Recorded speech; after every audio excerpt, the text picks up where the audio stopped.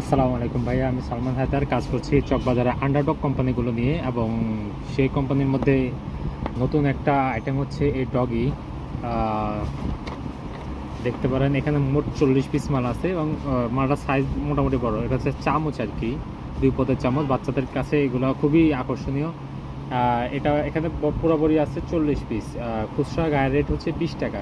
40 × 20 800 টাকা হচ্ছে আপনার দোকানে খুচরা বিক্রি আসবে। আর আমাদের রেট হচ্ছে 540 টাকা। আমাদের পাইকারি রেট হচ্ছে 540 টাকা। এক কার্টনে 6টা থাকে।